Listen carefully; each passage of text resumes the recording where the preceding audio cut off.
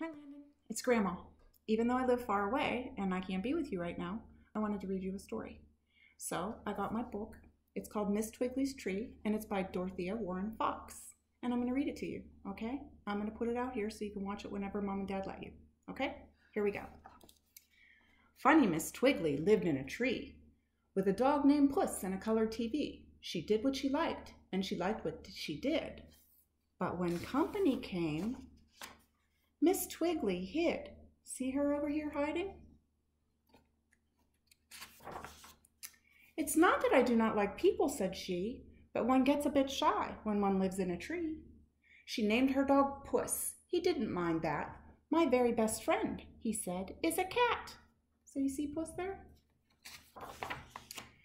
Old Miss Twiggley was friendly with bears. They shed on the sofa, she said, but who cares?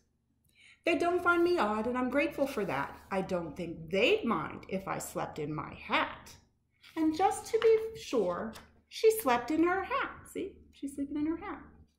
She slept in her hat, but she made up her bed, and she swept and she dusted, until the bears said they were thoroughly tired of being so neat and refused when she asked them to hold up their feet.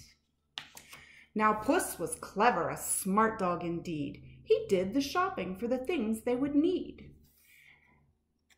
Groceries, clothing, and tools for repairs, bones for himself, and jam for the bears.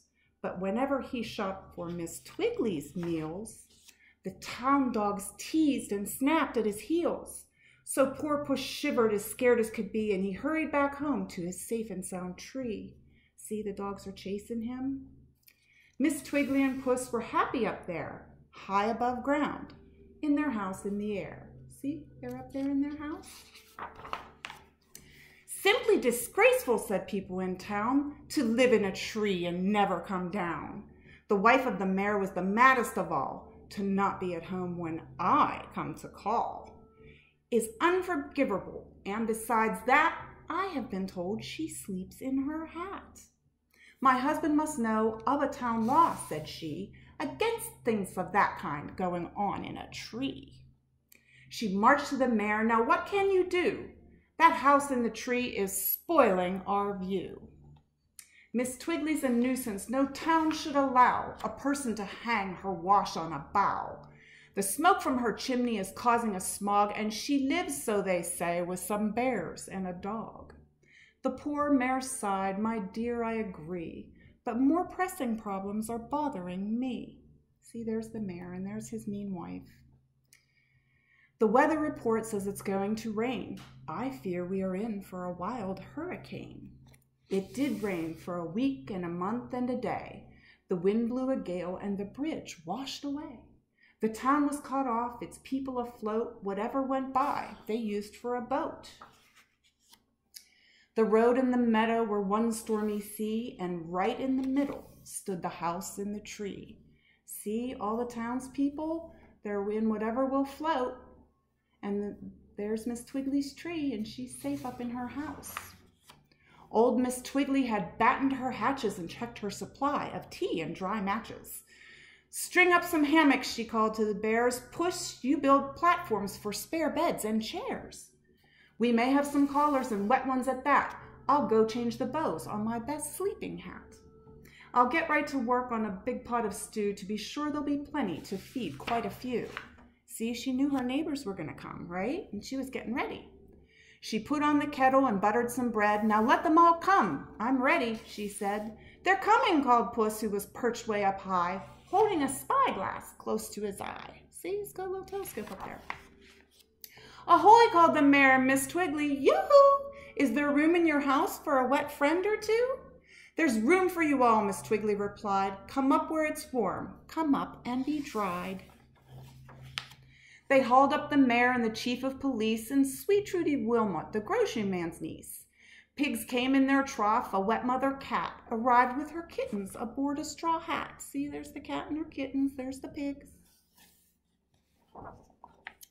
The dogs of the town came swimming right up, big dogs and small dogs, and one frisky pup. But plump Mrs. Honk was afraid of the stairs, and little Joe Pettibone didn't like bears. Don't fret, Mrs. Honk, Miss Twiggley said. You won't mind the height when you're tucked into bed. And Joe, my big bears, are tame as can be. They don't spill a crumb when I ask them to tea. See, it's like a big camp out, up in a tree.